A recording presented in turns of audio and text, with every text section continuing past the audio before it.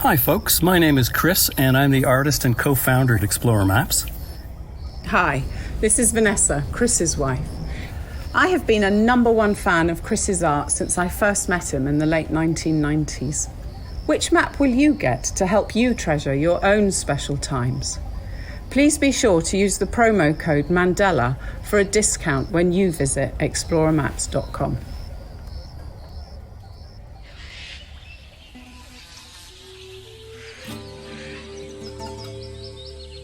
Welcome to The Trail Less Traveled, an adventure radio series and podcast dedicated to collecting stories and sounds from around the world in order to take you back to mankind's earliest form of entertainment, storytelling. This episode was recorded on location in collaboration with Explorer Maps. Missoula, Montana is a mecca for outdoor enthusiasts, and each week we will bring you tales of adventure from both near and far, as well as information and inspiration and a few tunes to set the mood. You can subscribe to the podcast and learn about our international outreach projects at traillesstraveled.net. And now, here's your host, international expedition guide, conservationist, and yogi, Mandela. This afternoon, The Trail Less Traveled is being recorded near the most southern tip of Africa. And we're sitting here in my family's thatch hut. I'm covered in sand. I just went for a swim in the ocean. And at my feet is the most adorable dog I've ever seen, a little schnauzer. And her owner is Conroy McQuaid. And he's in grade 7. He's a fisherman and a diver and an ocean lover, many other things. I'm going to speak with him today. And his mom's sitting just next to him. We interviewed her not that long ago. Her name is Nikki. But Conroy, my first question for you is, where did you grow up? And how was adventure a part of your childhood? Somerset West, but my outdoors part of my life was probably at San Sebastian. Adventure can be described as multiple things. Probably what most people know it as going out in the bush, making a fire, and camping and stuff. So adventure, it almost intrigued me to find out what other things are like. I would fish and I was like, I wonder what cast netting would be like, and further things. We have a dune, which is quite steep, so you get your year's workout every time you go up. Every day I used to walk a little bit further on the dune than I did the previous day, just so I could remember how the dune looked. And then when I finished that, I would go home, tell my mom all about it, because I was curious, because this seemed new. So I went again and I looked up more. And eventually one day I found this awesome jumping spot, which was flat. So we would run and then we would jump over a bush, and then it was almost straight downhill. And we would jump and we would just fall and then land in the sand and slide another 2 meters from this jump. And we did it over and over again. So adventure probably encouraged me to do a lot of the things I do today. That's awesome, Conroy. And I want to just back up a little bit because you said San Sebastian. And we all know what San Sebastian is because we're actually sitting here today. But it's really hard to describe this place for a South African, let alone, someone listening over in America. Can you describe where you are right now, San Sebastian, and maybe a little bit of the history of your mother growing up here and now you growing up here? Okay, here at San Sebastian, there's a small mountain that almost makes a bay, which curves around the outside, which is separated by the river, Davenox, I think, which is the Davenox River, and we are right by the mouth of the Davenox River. Then there's a mountain on our side, and on the other side of this river is another small place called Panky. Here we allowed thatch houses, A-frame, which is thatch, reeds, fynbos. So this A-frame, where the reason it gets its name, it quite literally looks like an A with stilts. And in the middle of this is poles, which keep everything together. So on the inside, there's so much space, and on the outside, it doesn't look like it takes up much space at all. So all you see is these pointy huts, which is quite big. It's not really a hut, it's more of a house. And as these reeds start drying up from the sun, it turns grey-brown. When they're freshly cut and just die, they turn like a goldeny yellow, which is a bit dark, like brownish, but a goldeny yellow.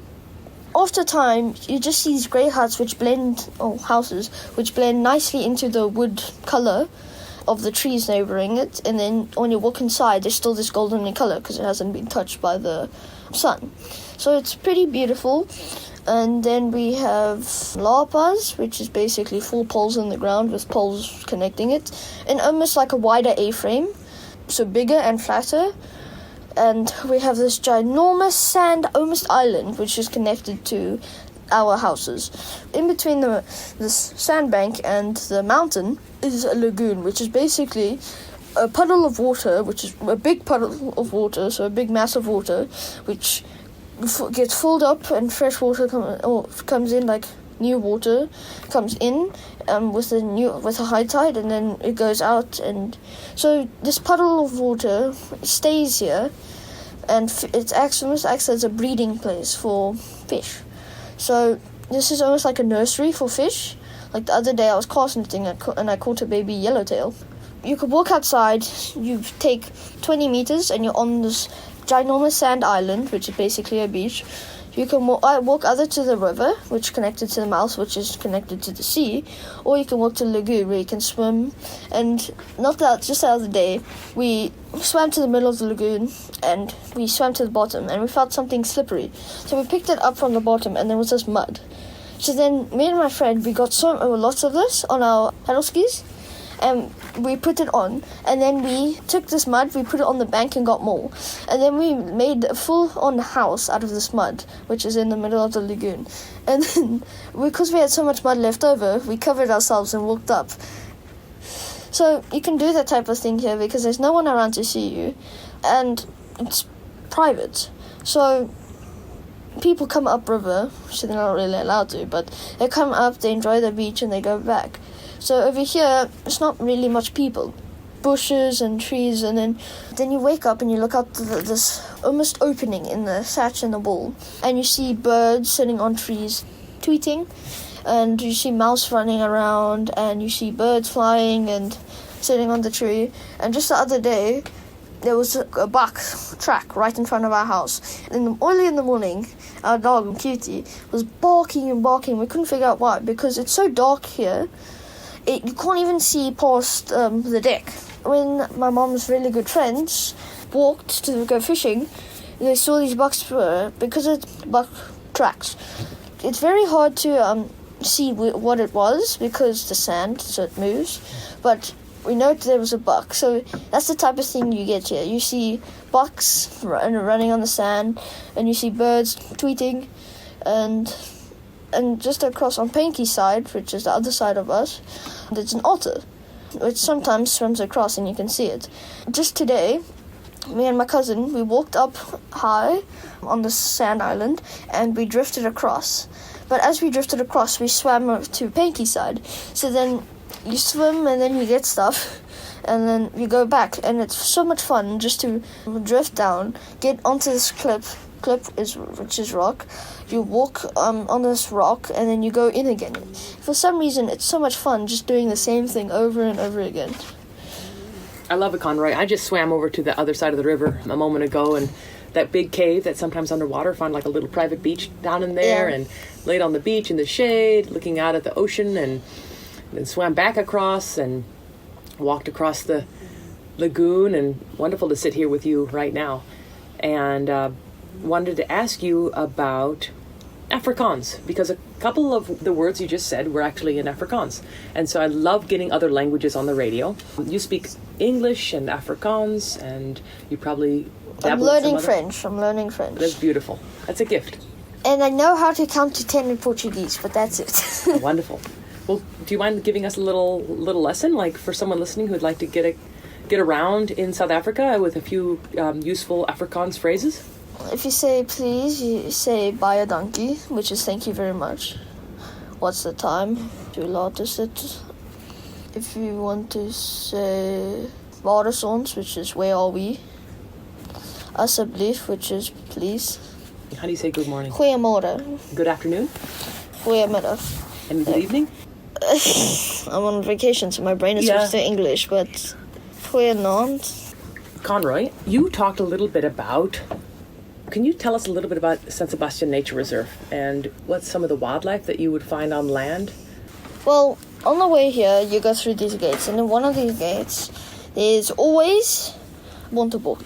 You drive through and you just see these bontebok. And there's always a father, a mother, and a child.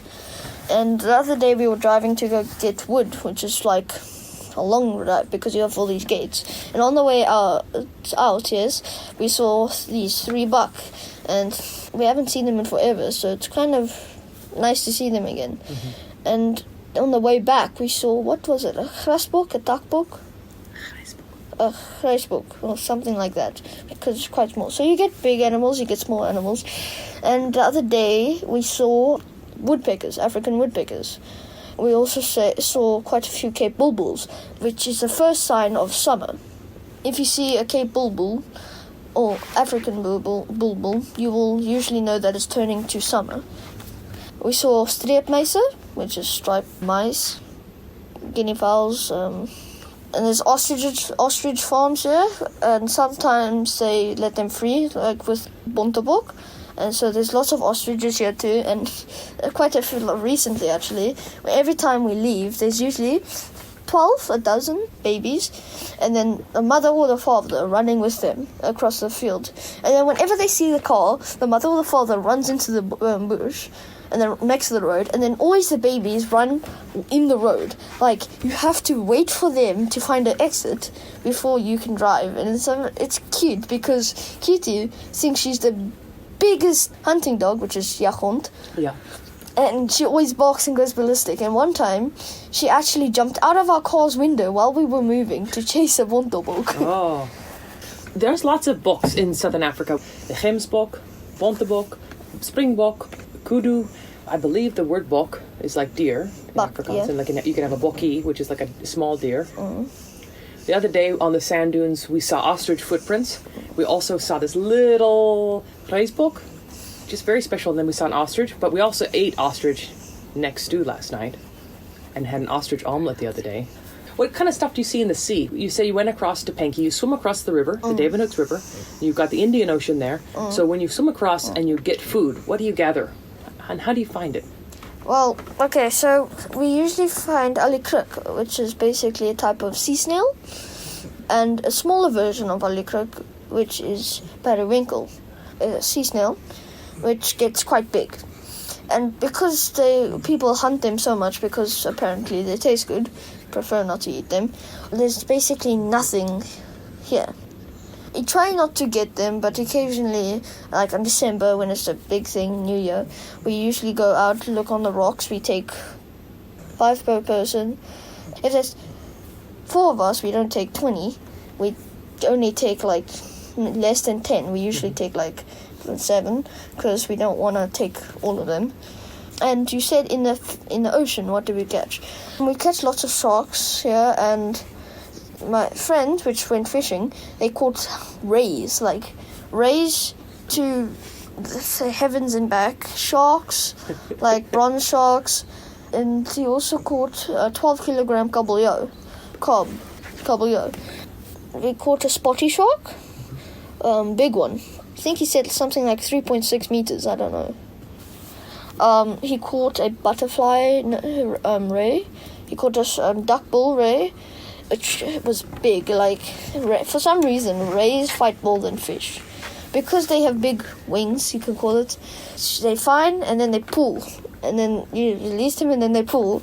So it's harder to catch a ray than to catch a fish. And this holiday season, there's been a lot more rays than there's been fish in the ocean. And the other day, the ocean was clear, like you could see to the sand, and it's usually foggy or brown because of fresh water from the river. There we go.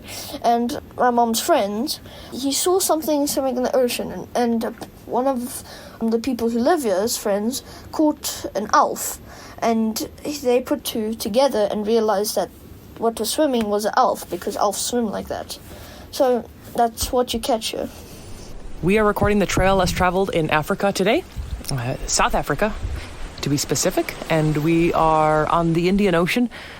Just outside the window, we have fynbos, so it's bush, Out the other window, I can see a river that flows into the Indian Ocean and sand dunes. I wanted to hand it over to Conroy, who's my guest today, to paint the picture and describe for the listener, what do you see when you look around the windows around you? And maybe even if you want, you can step out the front door and describe what you see out there. Should we go to the front door? Check it out? Okay. So we're walking right now through the hut. It's windy out there, so we're not going to go too far out, but we'll stand in the doorway. And I think we're looking at one of Conroy's favorite places to fish right now. So Conroy, tell us about what you see. Well, I see fynbos. In direct translation, it's fine bush, which is indigenous to South Africa.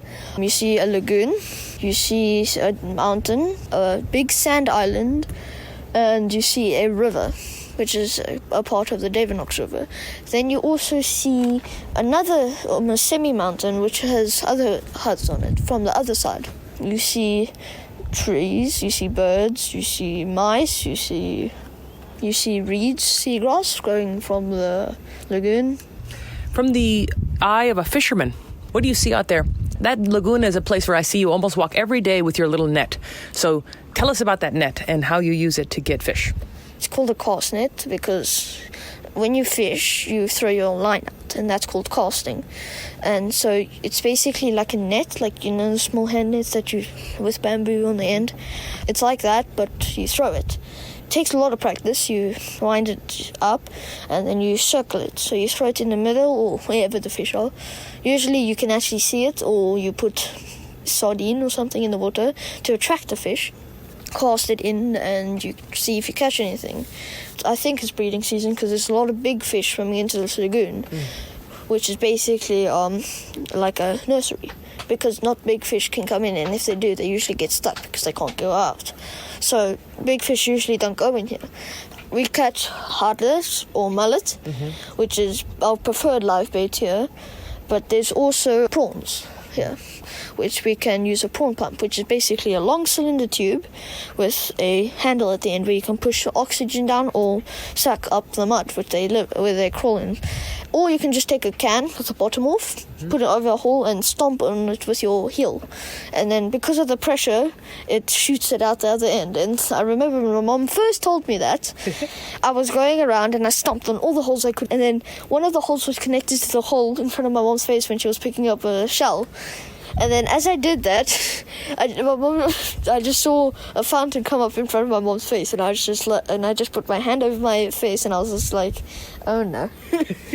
Awesome. Let's head back to our chairs. That was rad to look at the lagoon and hear you talking about the ways that you can fish in there. Conroy, one thing I've realized when talking with you is that you know a lot about wildlife and the ocean and conservation and diving and travel. So I was wondering if we could maybe start with just talking about the ocean. And in the ocean, there's so many parts we can't even go to, like in the bottom of the Mariana Trench. There's lots of things we can't find. Like a few days ago, I was casting on one spot 10 times. My mom's friend comes, he casts right next to where I was casting, and he catches 4 big mullet. So that's basically what's happening. We look somewhere and then there's something else somewhere else. So with planets, they can't exactly run away with like fish, or for instance. So that's happening. And because everything changes like almost every day, like today you'll see this river running this way, today you'll see it running more that way or this way. Because we're not investing so much thing into the ocean as we are into space. That's my thinking, at least. for someone who's listening who's a little afraid of going into the ocean and exploring because of sharks, what would you say to them about that? Don't be. I've seen more sharks that run away whenever I look at them than sharks that would come and look at me. So those shark attacks, which you can call encounters, is basically like finding out what you are like. When you splash, you signal like that you are injured. So then they come and look at you, but they don't know what you are like. So they don't know if you're trying to hurt them, what you like, if you're food or not. So don't be afraid of sharks, because if they nip you, it's by accident.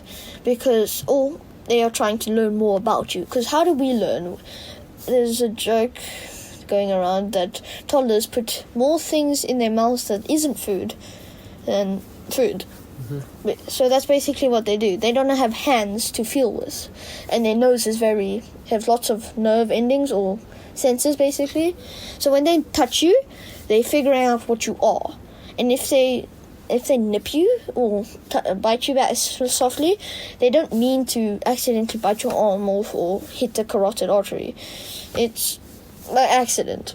So we shouldn't go killing millions of them before we actually figure out why they do this, which is that, I think.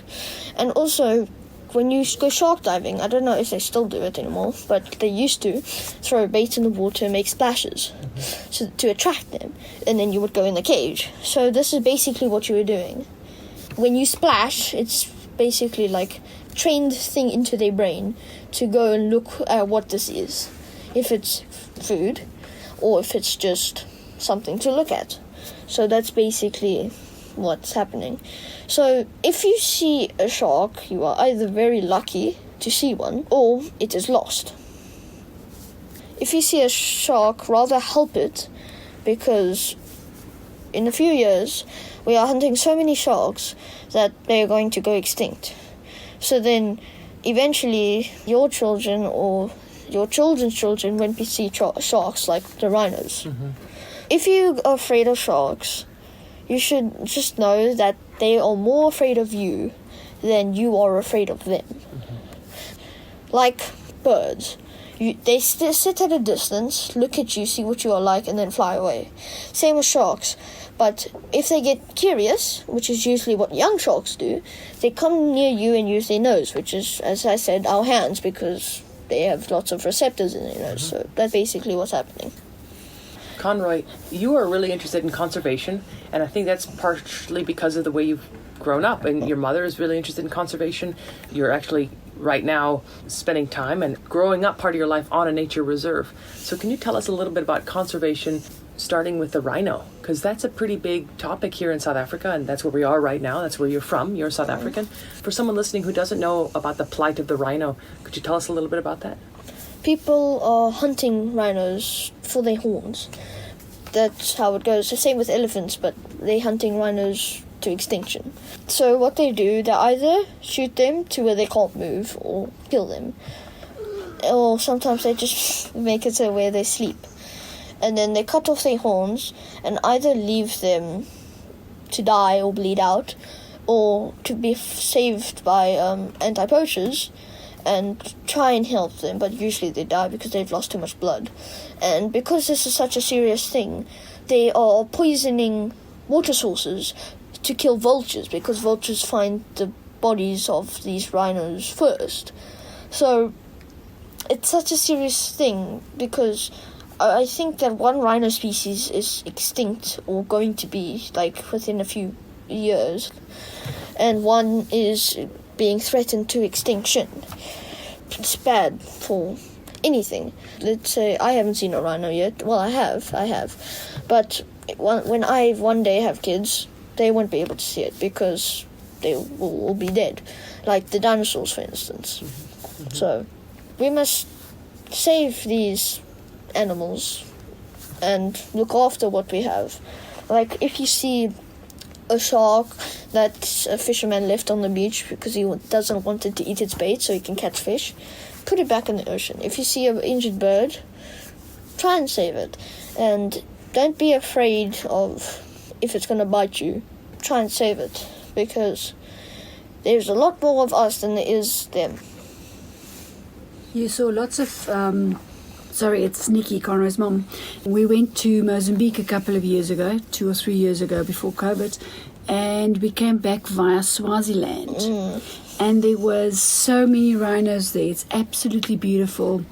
We were sitting at a lodge, and we saw 1, and then 2, and 3, and 5. I think eventually we saw something like 12. It was absolutely gorgeous. So it's nice to go to these places, because hopefully our children's children will still see them, but if we carry on killing them for their horns, we won't. But it's sad, because you have to go to a place where they protect these animals to see them, and you can't go on a safari and find them in the wild, which is very sad. So it's not just with rhinos that you must be protective. Snakes, I know people hate snakes. They are what they are. As same as sharks. Don't kill them because they are hurting us. They either hurt us because they're in self-defense or they're curious. And snakes, 90% of the time, they are scared of you. More than 90% of the time. I would say 99.99% of the time, they are scared of you. Rather call a snake catcher than to kill it when you see it. As I said with rhinos, sharks, they are being hunted to extinction. So, if we continue like this, everything we know on planet Earth will be hunted to extinction, except for animals that thrive off humans, like pigeons, mice, for instance. And it sounds like there's small things that we can do. For example, when you swim across with your family to gather alikrekel, it sounds like you are making steps towards helping protect them by not taking too many. And I feel like we can practice that with other things as well, not just ones that are endangered. Maybe practicing that before they become endangered.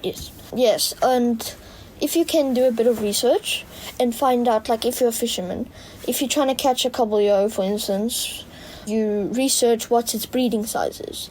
You measure it. If it's in that breeding size, you would please throw it back. And if it's tagged with a information tag, you also throw it back so that it can keep this information.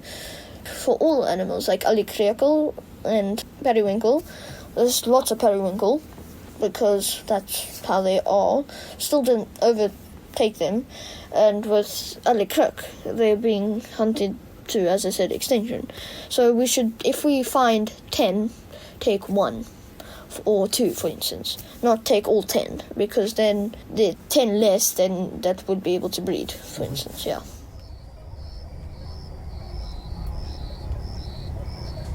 It was while we were living internationally, about 11 years ago, that Explorer Maps first started, when Chris and his brother Greg decided to join forces and bring the maps to the whole wide world. Hi, this is Vanessa, Chris's wife. Each map is a labour of love, and I am lucky enough to see them all grow step by step from the early research and planning stages onto a large white piece of paper, through penciling, inking, and finally seeing the real magic happen as Chris adds the colour. As each one reaches the end phase, I get to examine them closely, in the hope that I spot any unfinished bits before Chris sends them off. But there's always new illustrations to see every time. I love going to the Missoula warehouse when we're in Montana to see each unique map on the incredible range of products that Explorer Maps now has. Having lived away from home and families for the past 17 years, our aim of connecting people and place is very poignant to me. And for that reason, my favourite maps are Flathead and the Masai Mara, because these two places are central to our extended family gatherings and where we have made the best of memories. Which map will you get to help you treasure your own special times? Please be sure to use the promo code Mandela for a discount when you visit explorermaps.com. Hi, I'm Conroy McQuaid. Conroy is my 12-year-old son. We're sitting at the beach house at Basianbai, very close to the most southern tip of Africa. It's a private nature reserve and we're absolutely loving it. Here you can unwind and just get back to being a relaxed version of yourself. There's no electricity, no cell phone signal, hardly radio, and it is just, to me, absolutely gorgeous. The outside area is covered with fynbos, stuff like pitubos and rus and proteas a little bit further away, and pincushions. To us, it's home, although it's not where we live permanently. It's just the beach house. It's A-frame thatch, very little environmental impact that we build, logs and thatch. So we don't build really with bricks and water like we would do our normal houses. And we try and stick to the natural way, a wooden walkway, to not upset nature. We try and keep it as minimalistic as possible, and it's absolutely stunning because you get back to your roots. I'm going to talk to my son Conroy now. He is, as I said, 12. He's been coming here since he was only 2 months old, And I remember him going fishing with his dad when he was about 4 or 5. Conroy, would you like to tell us about that fishing experience of yours? Which one? The one when you went deep-sea fishing with Dada. Oh, on this trip, I remember waking up pitch black outside. And I asked my mom, why am I awake? It's pitch black. Because usually, whenever I wake up, they go to bed. You must sleep. So I was confused. But then my mom said fishing trip. And then I jumped out of bed. And I usually never did that. I'm not a morning person. So then I got ready. I put on my life jacket, which was yellow. And it had a little fabric that went between my legs, so that if I fell off the boat, I wouldn't go upside down and it'd come off. Distinctly remember drinking a pool, putting on a greyish navy hat, which was round, which was like a cricket hat, and walking down this road, which was on sand, and then on the way to the person who owned this boat, they have this road that goes right next to the lagoon. At high tide, it covers this road. So then, I don't know why, I distinctly remember looking down with covering the hat part of your face, seeing reeds, dried up seagrass and reeds over this path. And I don't know why, I distinctly remember that. I remember gearing up, and I remember walking to the boat. I remember launching the boat, which was probably the best thing of that day, because it was so fun, because I was on the boat while it went into the water, and I just remember feeling the sudden impact, which when you're 5 years old, it's like hearing an explosion. It's so fun. And then I remember flooring it, because they used dynamite a long time ago to open a boat channel. And sometimes, if you catch the wave wrong, it comes up and either hits you onto the rock or can tip the boat. So whenever the wave passed and there was nothing, you would floor it through this channel, and then usually you would hit a wave at the end and go into the sea. And I remember hitting that wave at the end and flying in the air for 2 seconds and then hitting the water again. And then I remember catching a fish, and we caught a giant fish. I can't remember what it was. And the people who own the boat are fishing crazy. If you throw a fish back, they will jump into the water to catch the fish that you just threw back. And my dad said, stand on this side, because he was literally jumping on the boat so much that it would have capsized if he didn't stop. That he was so excited. That's what I remember. That's beautiful. Conroy, you've spent quite a lot of time in Mozambique with your mother and father. Can you tell us about Mozambique and what you were doing there? We own a rent place, and we used to go there on my birthday a lot.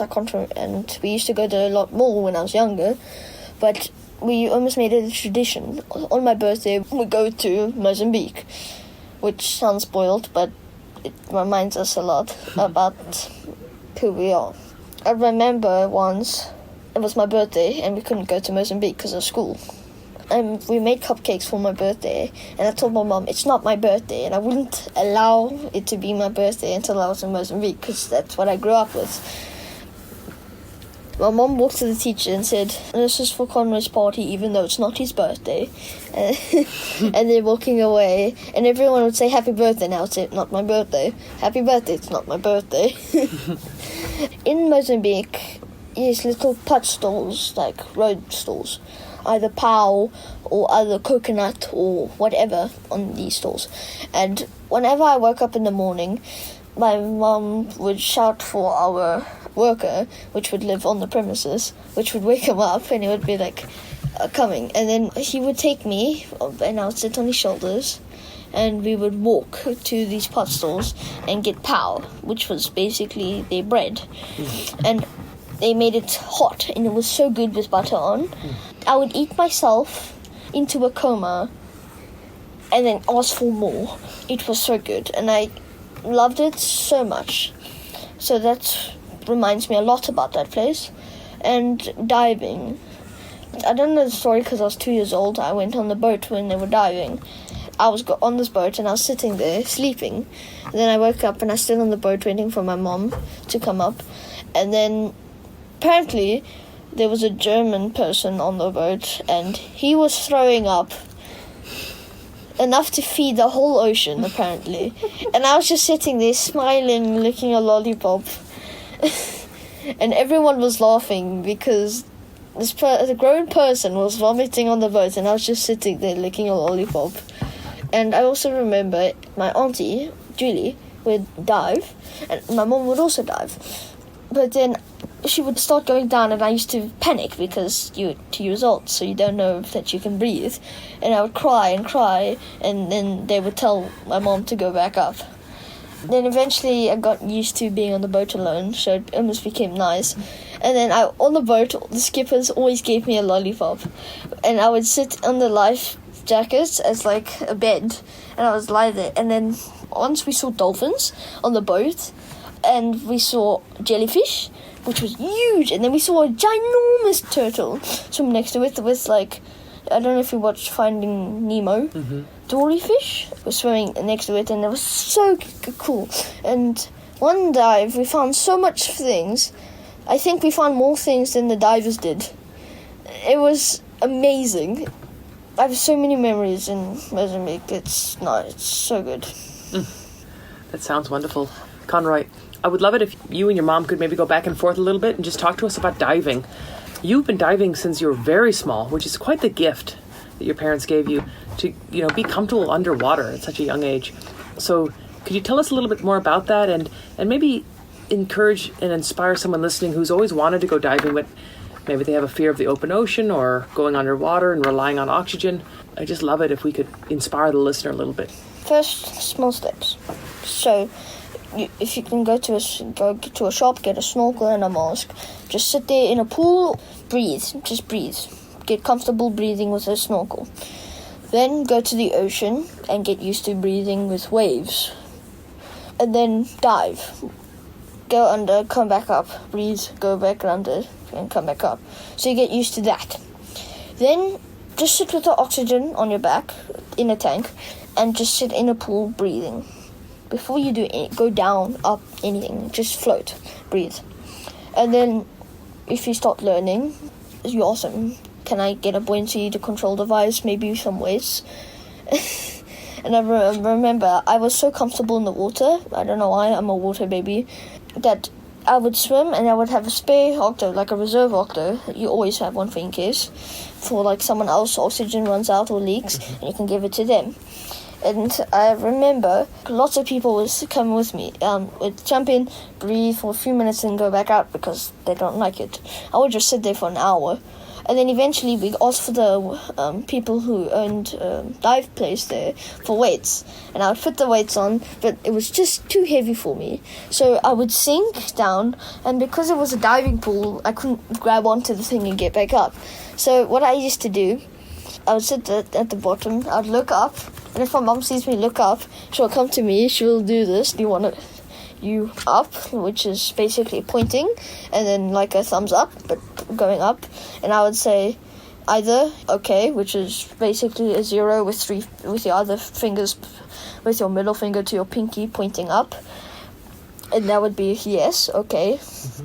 Or I would go thumbs up, and then I dive down and bring me up to the highest step, and then I would either try and climb up to the shallow point, or my mom will jump in again and ping me up to the shallow point, and I would go there. Then a few minutes later, I would fall down slowly onto the lower point, and then run again and fall onto the slower point. And I did that for hours at a time, and it was so much fun. So if you want to start diving, I would recommend you go in small steps. So snorkel, hold your breath, go down, that. And diving is wonderful. For me, it's almost like a new world. Everything's quiet because nowadays we also used to beep, beep, beep, and driving cars and noises. And so here at San Sebastian, you hear the birds tweeting, animals making their noises and stuff. And when you dive, it's nothing. You can't hear anything because the water. You see these creatures in their natural habitat. Like when in an aquarium, you bring them up to you. But when you're diving, you see them swimming around in their habitat and not them in yours.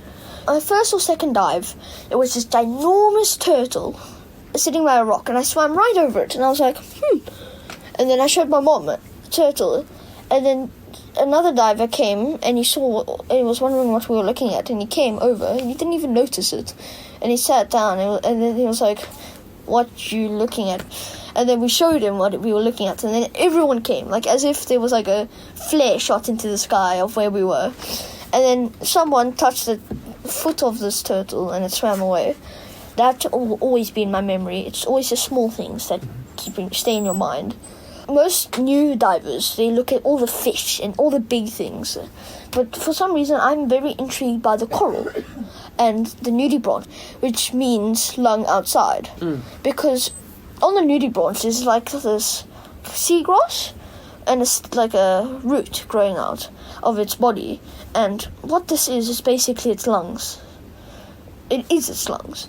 So on my first dive I saw like 3, and you never see them. And on my second dive I saw a cuttlefish, which is basically a squid, smaller with smaller tentacles and like a fin on its side, which goes up and down like in a wave motion, which moves it forward.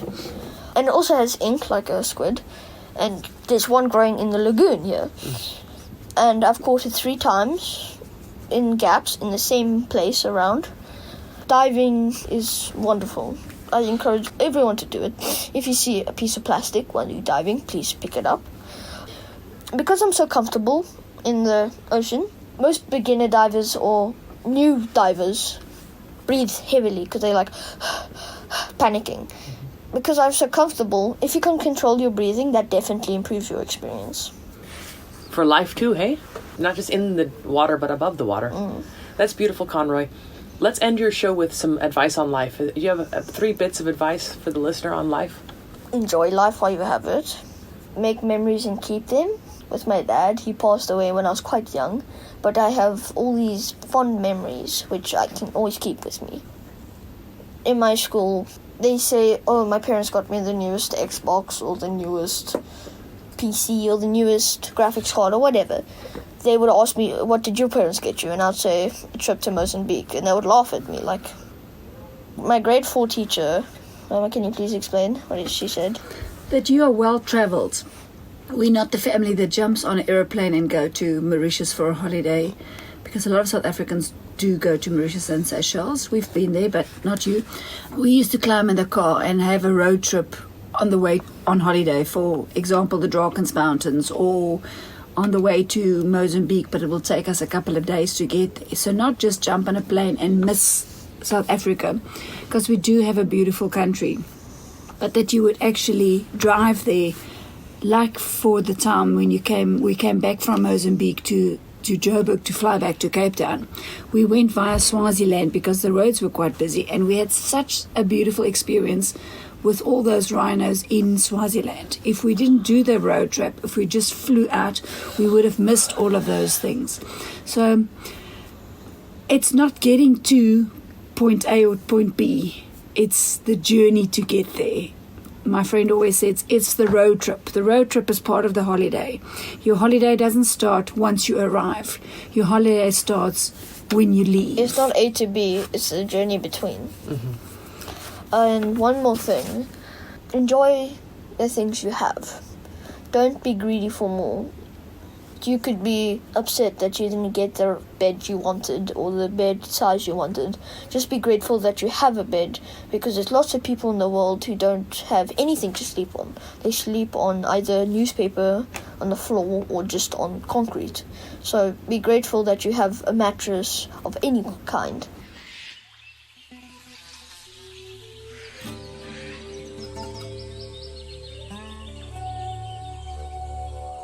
Namaste, Missoula. Mandela here, your host of The Trail Less Traveled, the Trail 1033's locally harvested adventure radio series, which airs every Sunday evening at 6 Mountain Time. You can stream the show live online at trail1033.com. And if you missed the premiere, the show is also a podcast. You can check out the full show archive online at traillesstraveled.net. I would like to end the show by extending gratitude to a small family business based in Missoula, Montana, who recently partnered with the Trail Less Traveled in order to connect people and place. That small family business is Missoula's very own Explorer Maps.